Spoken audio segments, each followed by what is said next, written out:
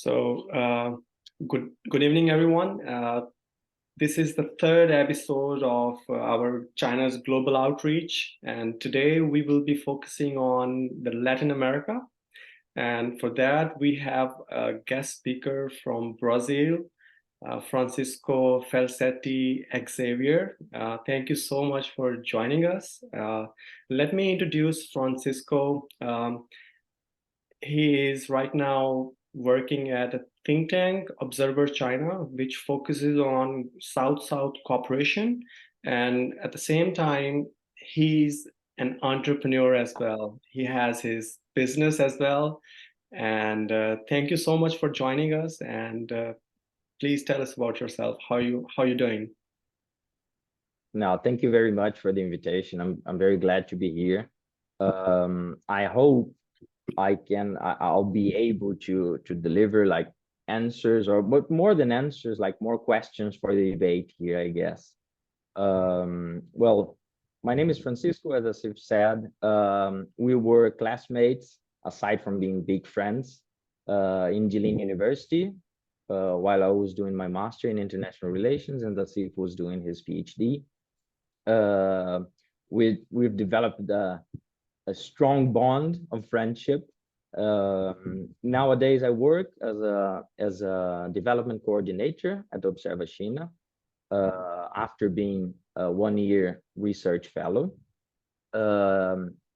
He's too kind to say that I'm an entrepreneur. I only have a small business. It's going okay. But that's mainly it. I've studied international relations as a major, also economics, when I returned from China, and I've done my master's in China in international relations, and that's when my university path stopped, let's say. Yeah, you were exploring other avenues as well. Exactly, Yeah. but still engaged. Yeah, still engaged. So let's start with the first question, and let me just give a brief anecdote to that question. If we look at China, China has been engaged with Africa for the past, since 1960s, and with Latin America as well. And there is this unique thing about China, that China has engaged with the regions that have been ignored, or you may say underdeveloped.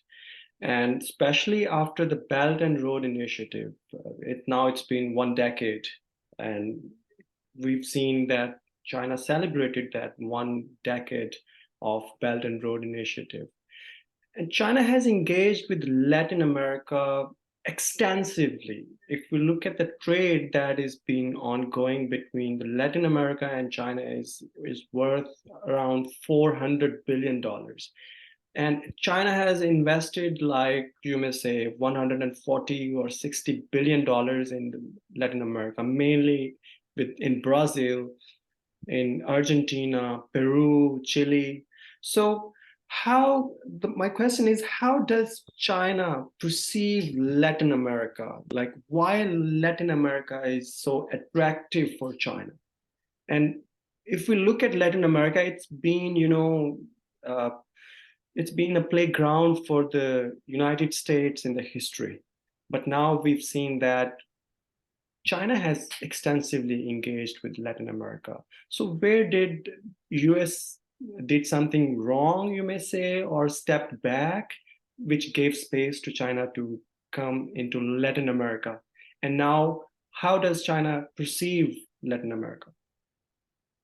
Okay, thanks for the question. So if you say that the United States has done something wrong, aside from ideologies here, obviously, we can say that United States, they were one of the main players in all the dictatorship here in Latin America. So we can start from that. But aside from that, I guess that China's boost towards Latin America and this shift of initiatives from not only a commercial one to a political one or a financial one, it comes after 2008 crisis, Financial. and exactly, because the 2008 crisis, financial crisis, posed a leverage to China to bolster its not the open door policy, but the go abroad, go out policy, which was Yes. established in 99, I guess, by Jiang Zemin. In this period, they were giving opportunities mainly then to state-owned enterprises to invest abroad, right? But with the 2008 crisis, the United States withdraw from the scenery. Yeah. Also, European Union. Many American companies, they withdrew from many places. Exactly, and that's the main shift, where China saw the opportunity to start mergers and acquisitions, and also playing a more assertive role, which goes firstly by strengthening its commerce and its investments abroad, and then by that or through that, it started gaining more political power as well, being more assertive, like which created the wolf warrior diplomacy that we call now, right? We've seen that during the COVID periods, we saw the exactly. So mentioned in the West. Exactly. So as you said, Latin America has been US's backyard, let's say. And then, like, in my opinion, from China's vision, it has like two main axes. So the first one and the main one is related to commerce and investments. Okay. They are dependent on extractivist products from the extractivist industry here in Latin America, mainly to supply its own internal demands. But on the other side, we also have a geopolitical thing that it's been developing now and strengthening now, because, like, one, it's the backyard, let's say, in many commas, of United States. And with this withdrawal of the United States of its assertive policies abroad, China gained this leverage, and also poses an alternative to many countries, such as Argentina, for example, with this problem with US dollars. Yes. The currency, the reserves. So I guess, like, these are the two main axes.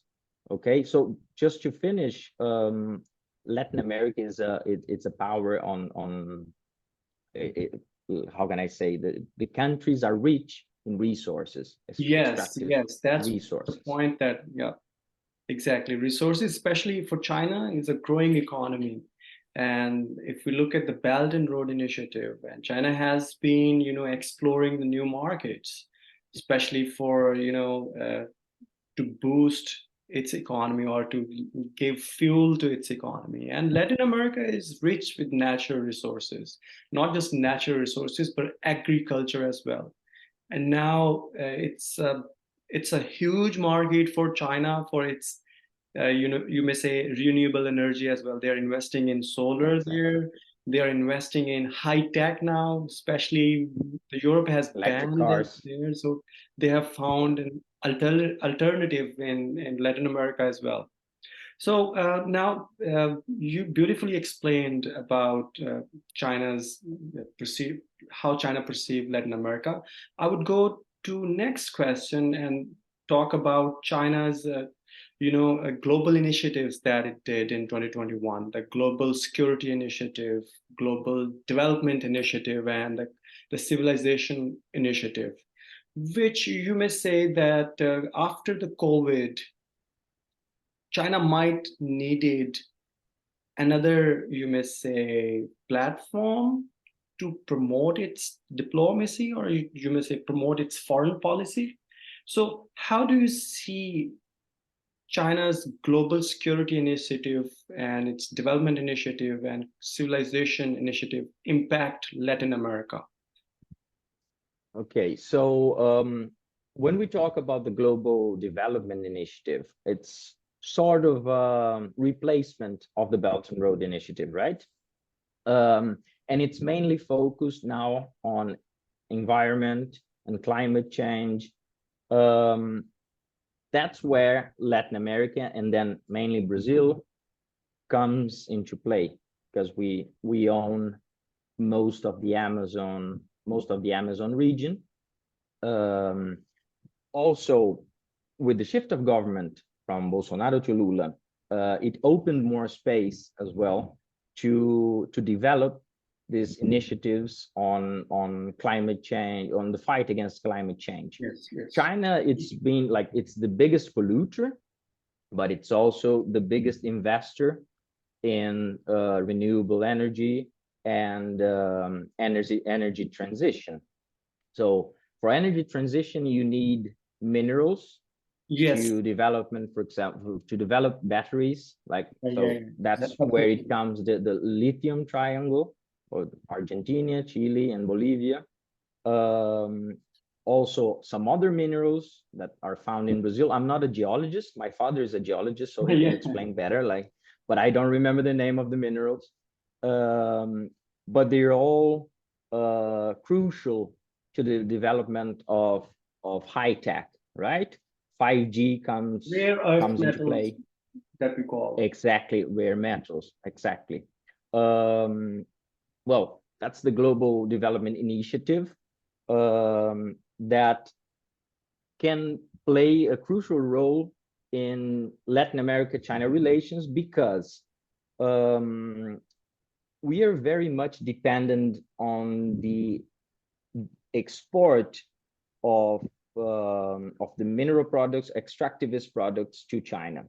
But if they do, if the governments, the current governments, do the right role, let's say, in my opinion, to see a way for China to invest in Latin American countries to create or develop more value-added industry, you can enhance countries' GDPs and countries' economics, and you can dynamicize more its economy and make it less reliable on the extractivist exports. So that's one thing, okay? It vary very much from country to country. On the role of security, that's not my field of expertise. But for example, China, in this role of security, China has been playing like from two axes as well. First of all, it's been, or at least it wants others to perceive it as a main conciliator, which also comes with the withdrawal of the United States. So we can see that in the Middle East, for example. Yes. How? Okay.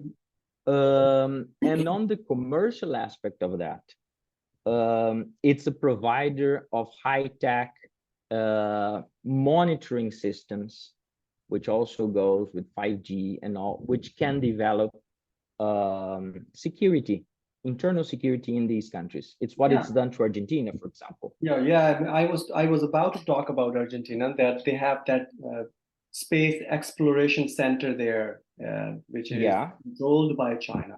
Yeah. So which they say is for the civil purposes, but also having near United States, it have so many questions.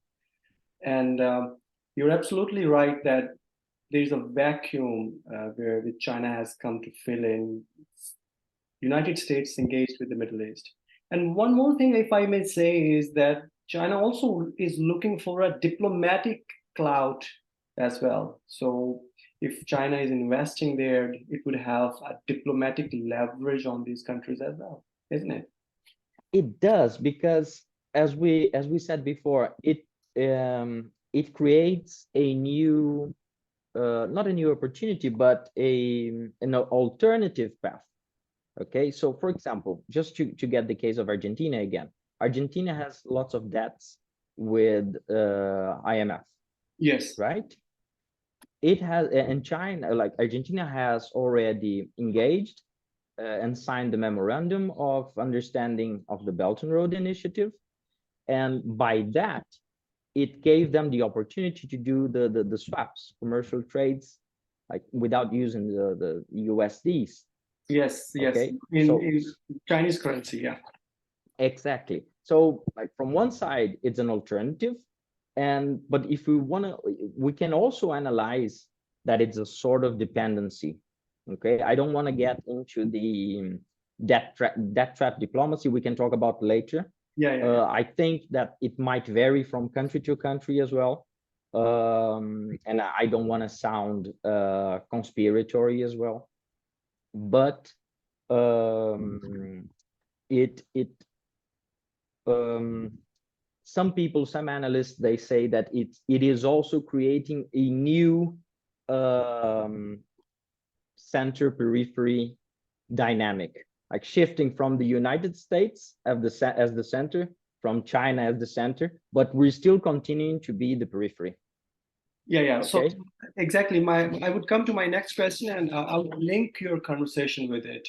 That we've seen that as China started to invest heavily under the Belt and Road Initiative in many countries, say in global South, Sri Lanka, we have seen Pakistan as well as one of the primary beneficiary of Chinese investment and loans as well.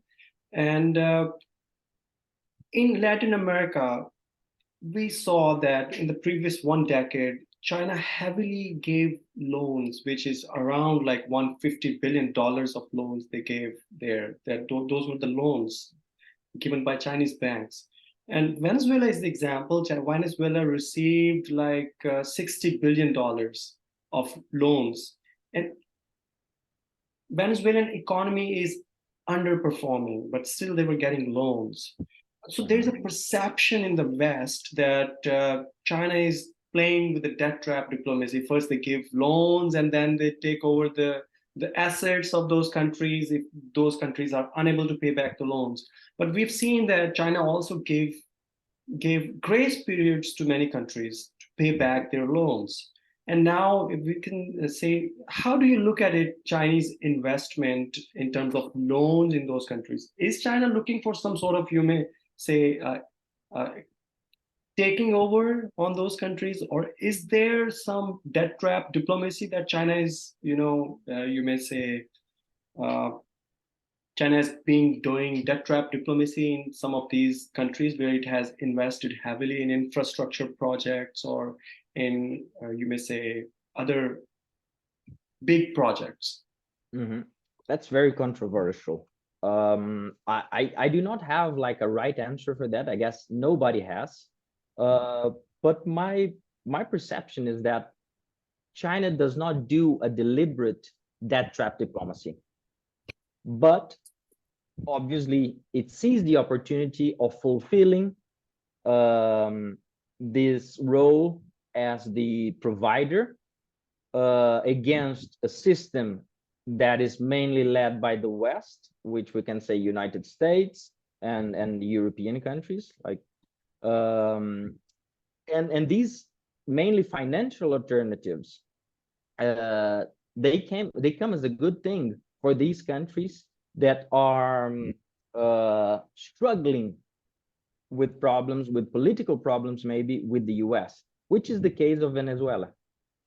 Okay. Yes, exactly. So yeah. So it's controversial. You can say that they may become much more dependent on China, and obviously they will. I cannot say if that's deliberate or not, but what we have to analyze is that, okay, if China weren't there, how would they be with the sanctions? Only with the sanctions. It's also with the case of Iran. Yes, you're right. So now we would shift from debt trap diplomacy to security. And if we look at the contemporary international politics, we see two major conflicts are ongoing. And as we speak, we know that the leaders of Islamic countries are in China for some, for ceasefire or having to stop the conflict in Palestine.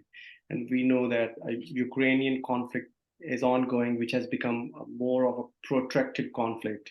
So if we look at China, China has, become a major player in international politics. If we look at China's role, how China broker a peace deal between Iran and Saudi Arabia, it played important role in terms of normalization of diplomatic relations between both countries. So if you look at the bigger picture and talk about China's role as a security provider or a security guarantees provider, how we can say that China can play a role in terms of international security? If we look in terms of South-South cooperation, I guess in the bigger picture, as you said, we can say that developing countries, which are these what we call here like countries from the South, global South, exactly, middle income countries, middle countries, and also small countries. China can give them a leverage, or in this sense. So, for example, we can say that in the case of with Iran, for example, which was a success, and it made it gave China a boost to try to be the conciliator in other main issues. Yes, it's been how can I say, it's been sort of uncertain with the case of Russia and Ukraine, and also with Israel and Gaza now, which is very recent to analyze, relatively recent. But it obviously wants to play this role of mediator. As you said, again, just to be relativist, if we analyze in the lenses of these developing countries, or small powers, let's say Palestine, for example, they may help these countries. Like this help may help these countries give a voice to them. Okay, once United States will be on the other side of it. Yes. Okay. In general, I cannot say that, not in general, but like specifically from case to case, I cannot say that I wouldn't know if China is a guarantee of peace, or if these conciliating methods or strategies are only to gain more relative power in this fight. So what I perceive from your answer is you're saying that China is not ready to be a security guarantor at global level right now. China would want to be a security provider where it has more stakes, where you may say it has more investment, where it has its own interests. So that's yeah, I guess China does not have the tradition of it yet. Yeah. If you look at Chinese history, exactly, we're not talking about imperial China. Like imperial China was super centralist, so but it also plays a role in its diplomatic culture as well, of being like the center, and then like other countries come to me, and I don't exactly.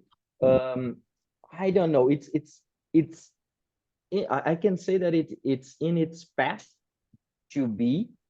I don't know if it will achieve or not, but I guess like many other aspects have to be considered as well. So to be a guarantee of peace, first you have to be accepted, and then China is not that much accepted, especially now that we have a lot of polarities, political polarities, like from extreme right, the rising of extremists, mainly on the right wings, and then it does not give legitimacy for China to play this role.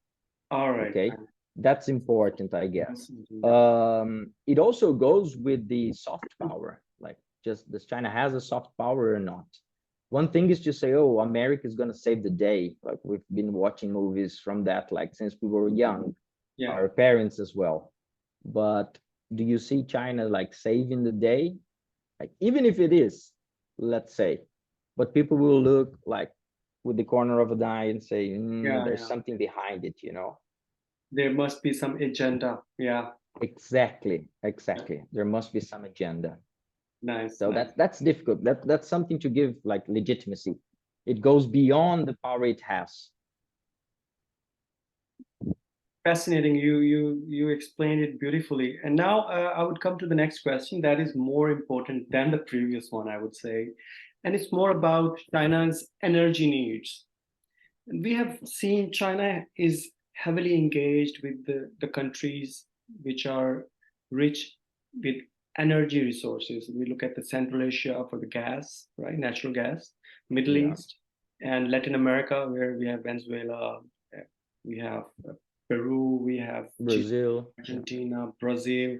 Soy is one of the major product that China takes from Brazil as well. And we saw that when the United States put sanctions on, the trade war was ongoing between US and China. China turned towards Brazil to get its soybeans. So I'm Yeah. specifically talking about the energy needs. So my question would be that how do you see Latin America fulfilling or satisfying China's energy needs? If we look at Chinese investments, almost 40 port projects are funded by China. The coastal cities in Latin America are funded by China. Okay. So do you think Latin America has the capacity to fulfill Chinese energy needs? I think it does. I think it does. Um, as I said before, it has the capacity of fulfilling this, especially when it comes from energy transition. Okay, because for example, in the case of Brazil, we are a major player historically in making biofuel, Biofuel, yeah. which is great for China. China's initiative in energy transition and fighting climate change, for example. Yeah. In this sense, yeah, for sure. We have the resources, we have like the quantity of resources, we have the expertise in this sense of biofuel, for example. But when it comes to the other side, I mean, what will it do to Latin America? Then it relies on the negotiations that each government will do to retain the prospect of it as well. It's not only selling to China. Yeah, we can deliver that. We have a production for that, like the whole Latin America. The thing is, what are we gaining back?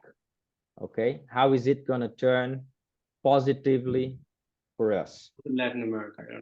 Exactly, exactly. So Like, what are the concessions, you know? yeah. Absolutely. So now I would like to make an announcement for our audience as well that if you have any question, please write down in the chat, and later on we would ask those questions as well.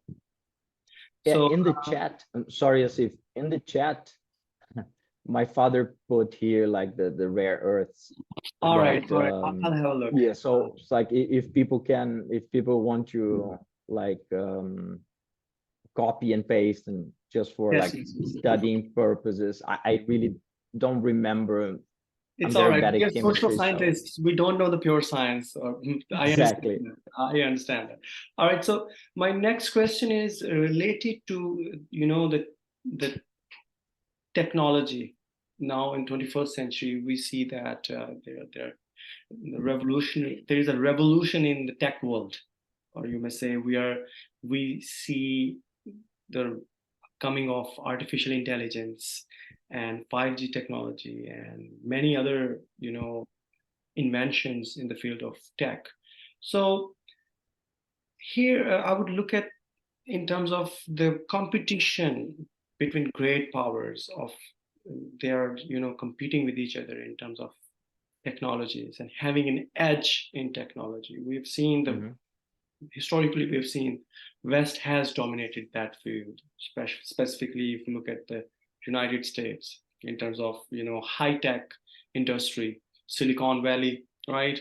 And now, uh, look at China. China has become a major player in terms of that exporting technologies, right? Yeah. And China has been investing in many countries, especially when China was, banned, or you may say blocked to export 5G technology under Huawei in Europe and in USA or UK. What role Latin America plays, and how Latin America is important for China's technological advancements? So I guess first of all, we are a supply for the rare earths, for example, which are essential to the production of um, high-tech materials, let's say. This goes strict, for example, in the case of telecommunications, so, Yes, which is the case of Huawei, 5G, but also electric cars, which are also related with the energy transition and all. So Latin America is crucial for China in the aspects of providing these materials, okay? But that we've talked before.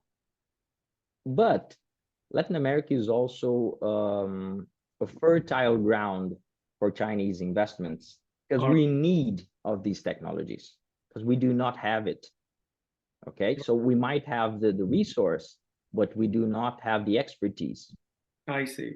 Okay, that's why investments in services, telecommunication, energy, solar energy, as you said, have been growing in the past years. Okay, for example, in 2022, in 2021, Brazil was the biggest receptor of Chinese outward foreign direct investment in the world. Yeah, Okay, the overseas direct investment. exactly. Overseas outward, yeah. In 2022, these investments went down, but the number of projects, okay, were super high. All right.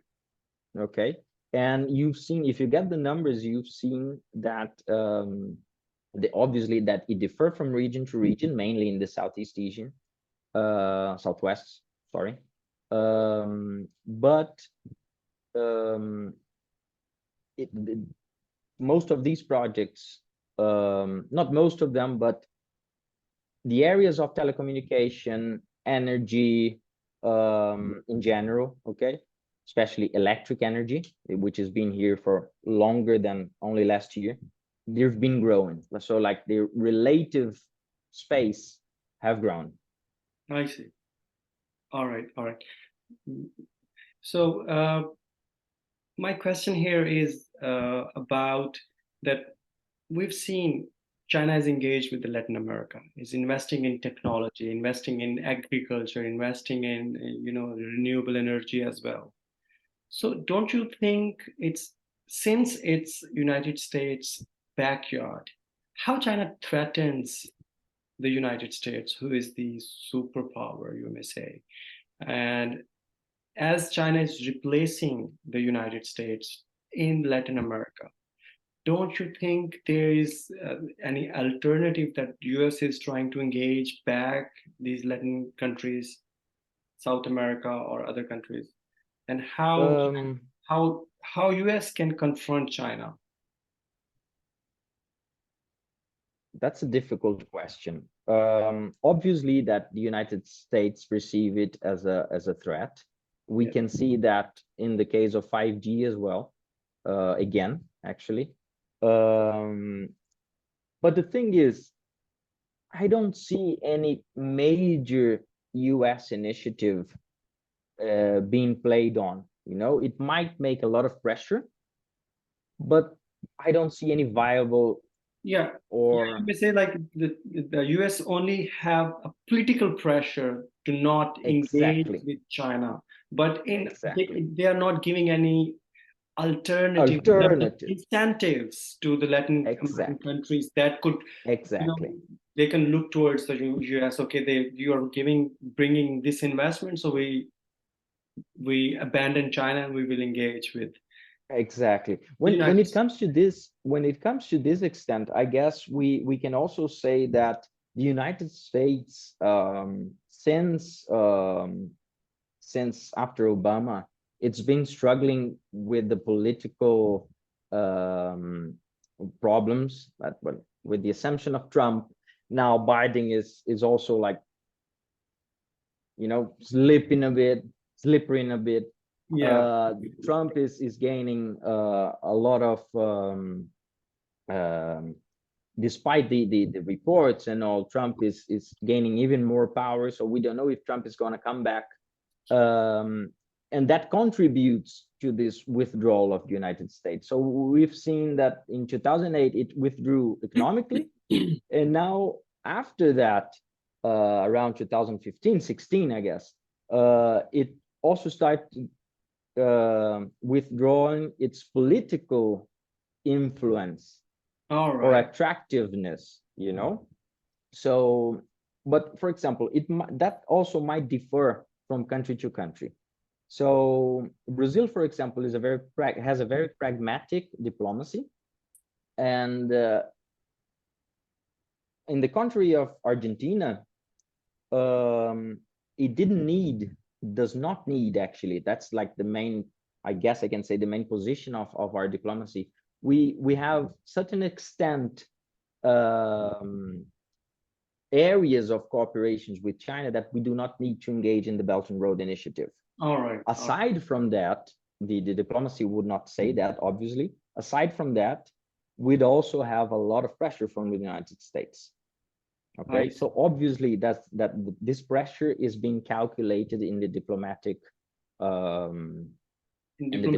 calculus. Yeah, Yes, let's say. right. Differently from Argentina, that they didn't have a chance. Like, okay, China is a good alternative.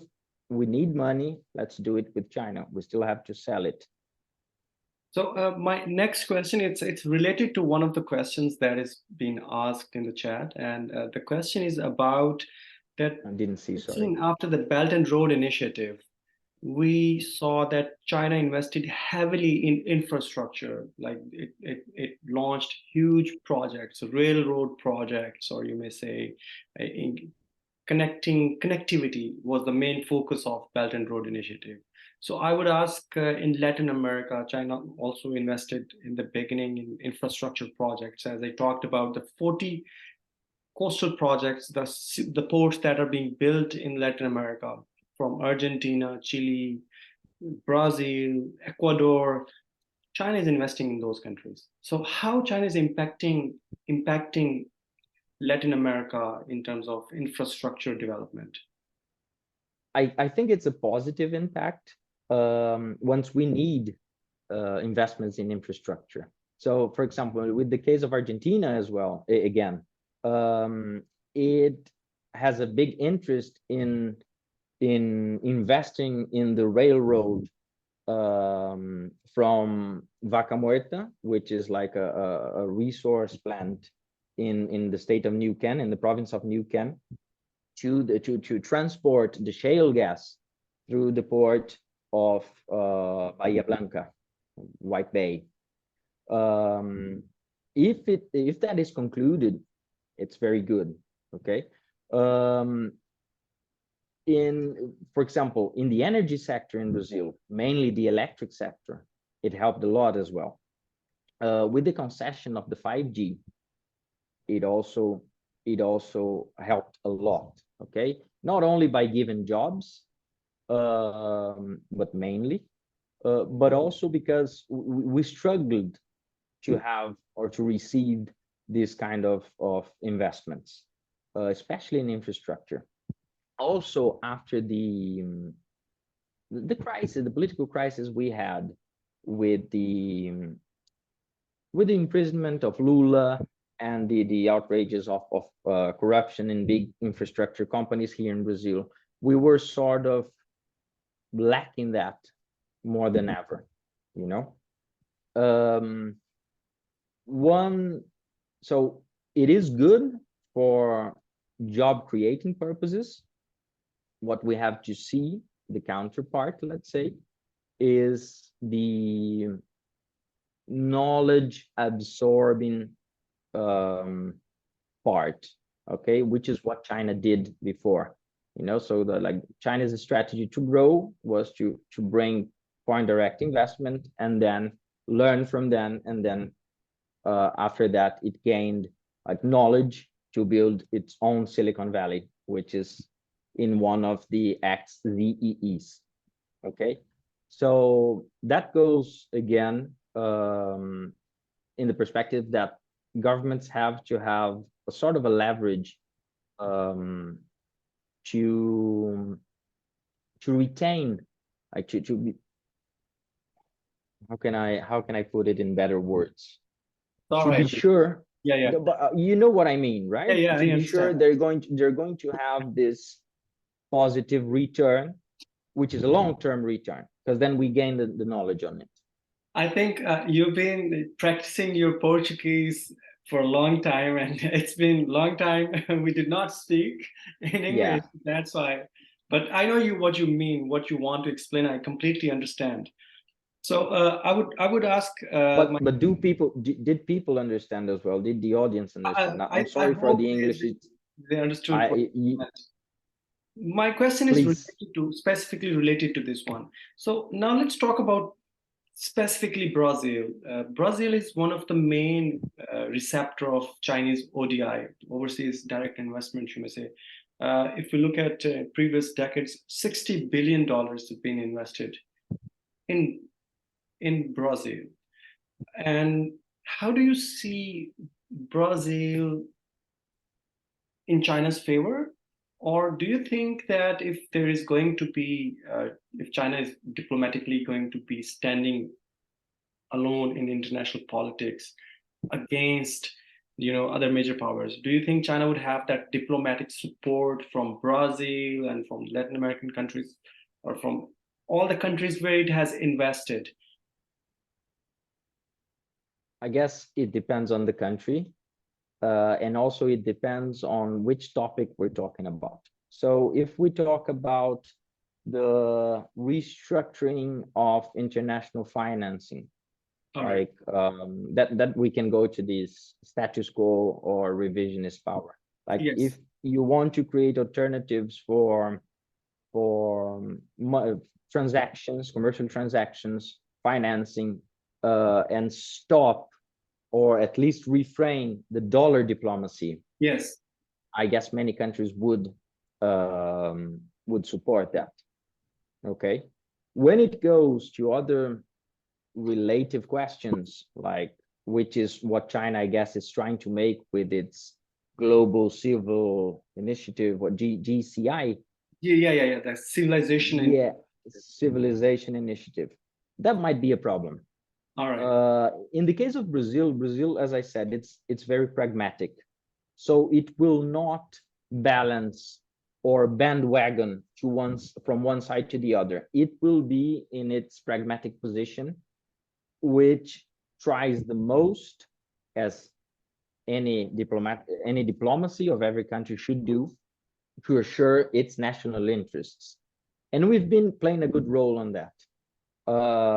Despite Bolsonaro, okay, with no alignments and all. But I cannot say from other countries, because, again, to get the Argentinian case or even the Venezuela case, they might bandwagon a bit, because their shortage on USDs, for example. I don't know what is going to happen to Argentina now with Milei. We have to wait and see. It might shift completely the strategy and all. But their leverage in this is smaller than the leverage that Brazil has in this unequal partnership of Latin America, China. All right. You know what I mean? Yeah, main receptor, you may say, the primary actor in Latin America is Brazil, you may say, in terms of its economy. In terms of its economy. And the reception of investments. Investment, yes. Yeah. All right, so now let's come to the obvious question that I wanted to ask you from the beginning, that we've seen China has grown and has become, global economic engine as well. And we've seen China is proactive and pragmatic in terms of its diplomacy and its political role in international politics. So, and on the other hand, the existing superpower, the United States, power is waning down and China is rising, and countries are looking towards China now. And do you think China would be somewhat a replacement of the United States in terms of the existing order? Would China sustain that and keep it, like, take it along, or would bring something new? The question is about revisionist or the status quo power. Yeah. So I guess like if you analyze China's recent history in the international politics, I guess we can say that it's not being, it might be a revisionist by nature, but it doesn't mean it is a revisionist, because it aims to change things from the inside. All right. It plays along the international norms, rules, let's say. Yeah, not all the time, obviously, but it does. It tries to change it from the inside, just like the South-South cooperation in every aspect or in every fora has tried to do, like with BRICS, now CELAC, China Forum, EBUS, and etc. and etc. But now again, and I don't want to be rhetorical, but now, like with China's new initiatives, despite if it will work or not, there are some initiatives that seem that they want to create something new. But the thing is, we do not have infrastructure for that. Like we do not have a new organ to replace IMF. I see. Or, I don't know if we will have. I guess that's difficult. I guess it's easier for China to be status quo and trying to change it or shifting it from the inside. On it has alternatives. So, for example, the BRICS, the Bank of BRICS, Asian Infrastructure Investment Bank, AIIB. Exactly. That might be one. So, in the financial sector, we can see that it doesn't overthrow IMF still, yes, or World Bank. Exactly, mostly World Bank actually for this sense, but it is an alternative. And a very interesting one for those most in need. Yeah, I would add one more thing here, is that if you look at China, China has also benefited from this existing liberal economic order. So China would not want to just completely, revise it. Maybe it would bring some changes in it, as recently, if you've heard his statement, Xi Jinping said that the earth is too big for China and the United States to grow. So we don't have to, lock horns. We have a lot of space to grow. So yes, you're right. Yeah, China would not want to confront and would, you may say, overthrow the existing power. China wants to stay in the current system and want to, you may say, play a pragmatic role, but not taking complete responsibility of the whole international order, you may say, right? That goes along with Chinese culture as well. Yes. Like you do not confront it like expressively confront it, Yes. You go from like long-term strategies, slowly changing by the inside. Yes. Okay. Obviously, it's gaining leverage. Obviously, that it wants to be the superpower. It wants to replace the United States. Doesn't mean it's going to be the same thing. Not putting here pros and cons or how it's going to be, but we've seen a replacement already, like in many initiatives, such as the security ones, financial ones, and etc. So I guess it might want to be a revisionist, being a status quo, sort of. All right, so it would be in the middle, something unique. Yeah, because like if we go to the term, like the theory of it, I remember Raj said that to us. To be a revisionist, you have like sort of destroy or delegitimize the later, and then put your own. It's not what China is doing.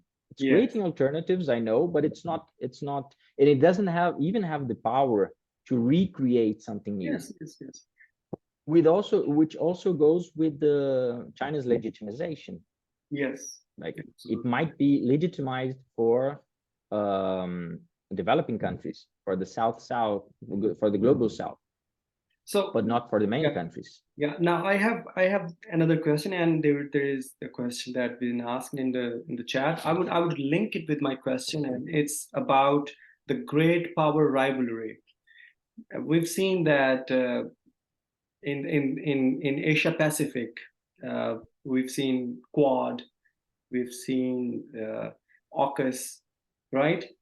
That the United States is trying to influence the countries to join it against containing China because of its the great power rivalry that we say. In the case of Pakistan, we say we have heavy Chinese investment, but at the same time, we cannot stand against or with China. We're trying to be in the middle, like we don't know what our direction is. So my question to you is how Latin America navigate its relations with the West and with the China at the same time when we see that there's pressure, diplomatic and political pressure from the West to abandon China on many Latin American countries. So how do you think Latin America is navigating this pressure from both sides? I think it navigates in a very pragmatic way as well, without taking any big fight from either side, let's say.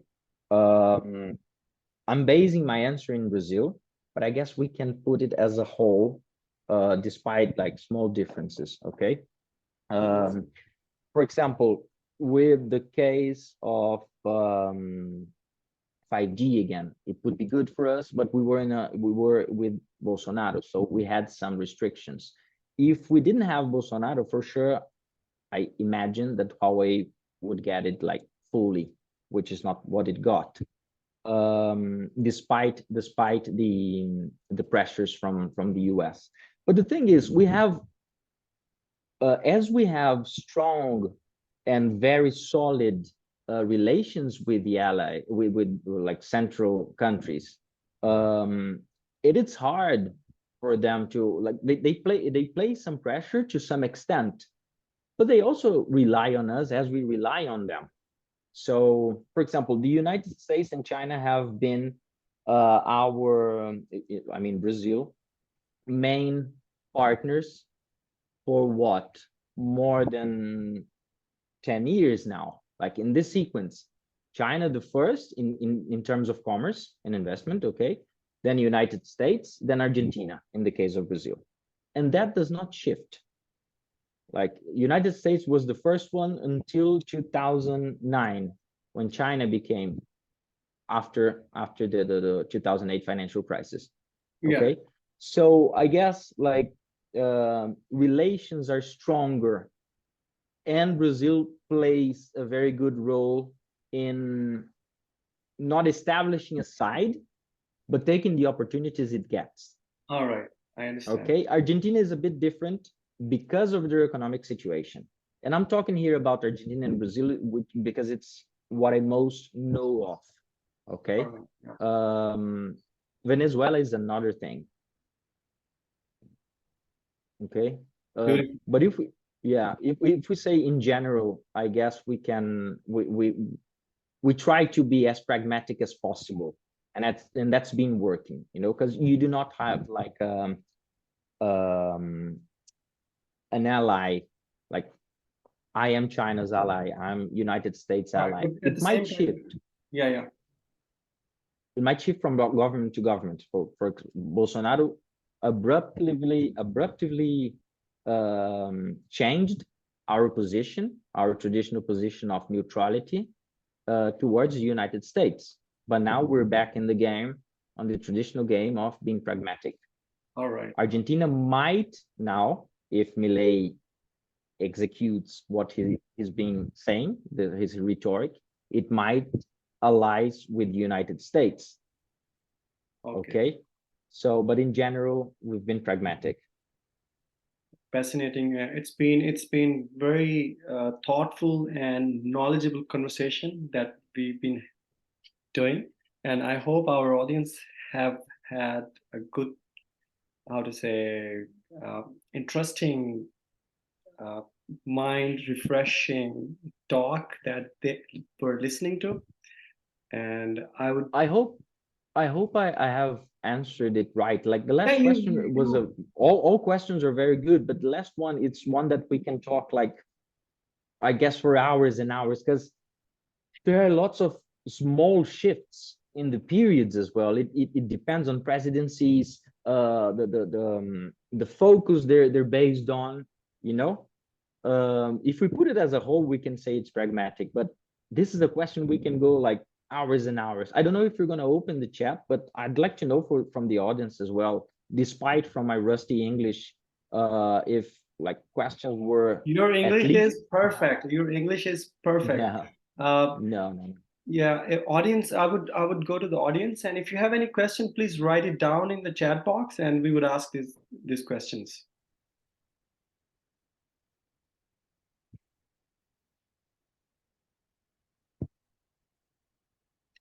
Uh,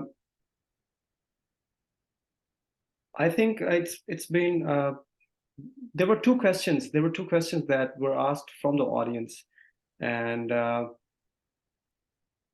yeah, all right. In the chat, I can see some messages that people have really enjoyed our conversation, and thank you so very much, Ron. It's been wonderful. It's been such a thought-provoking conversation that we were having, and I think you summed up beautifully. You explained all the aspects of how, because for us, Latin America is continents away, and I know, since it's, we do not have a direct link or some political so you may say interest there, so people do not pay attention. But in terms of Chinese engagement with Latin America and under the global outreach, what China is doing now, it's been it's important to look at from the local perspective. The way you can explain the things you can tell, I think me reading from the books and reading from the articles, there would be something that would be missing from the information that I would be getting. But how you can tell us, I think it's more different. As you talked about Brazil's example and told me, or like we talked about its pragmatic approach. For us, since we think that China is investing here and we're looking towards China as our great ally, but at the same time, we can't take decisions. Might be the case with Brazil as well. But how you explained it, I mean, it's completely something refreshing and new for me. Thank you so very much, everybody, for no, joining thank us. you. And Thank Fran, you all. I appreciate you made time and you joined us. And thank you so very much. And be in contact. And I'm definitely gonna visit you. And I'm No, gonna thank you. look at your restaurant and at home as well. If I, well, thank you everyone as well. I'm sorry if something was like misunderstanding and all. Asif is being very kind to say that my English is not rusty, but it is a little bit. Anywho, like, if just final words, if I don't know if you study Latin America or if you want to focus on that, but there are some things that if you want to study it, there are some hot topics, let's say. Like, first of them would be like the lithium triangle and China's interest in that, because it's linked with China's initiative in energy transition. Also, now that Brazil is, let's say, back on track, with Lula third, like its third government, Lula saw the opportunity as well to make a very campaign, like political campaign, on fighting climate change as well, and using Brazilian resources for that. Okay, that might be very much linked, and it's trying to be very much linked with China's initiative on energy transition. But again, we're very much pragmatic. We do not do military exercises with China, for example, for military ideologies of Brazil, but we do it with the United States. So we're not blind aligned with anyone. Okay. Anyways, there's a lot of idiocracies, but I guess that's the sum up. Yeah, thank you so much. And yes, when here in Pakistan is one of the, say, the frontline affectee of climate change, and students who would want to focus on the transition, energy transition, lithium triangle is very important topic for them, and how Very important, yeah. How countries are shifting from the traditional energy resources to renewables. So we can look upon the example of Brazil and biofuel and Chinese investment in Latin America. That would be an interesting topic for students, especially who are working on climate change and are looking towards Chinese global outreach. Thank you so much, and we would end the conversation here. And once again, I appreciate you made time. And one more thing I would like to add, that let's have some collaboration with your think tank. And I'm going to make it official. I would send an email, and then we would be doing this one. Thank you so much. So whenever you send the email, already start the talks, and then we get one day to talk, all of us. That would be great. Thank you so much, everybody. Take care. Thank you very much. Good evening. Bye bye. Have a good rest, everyone.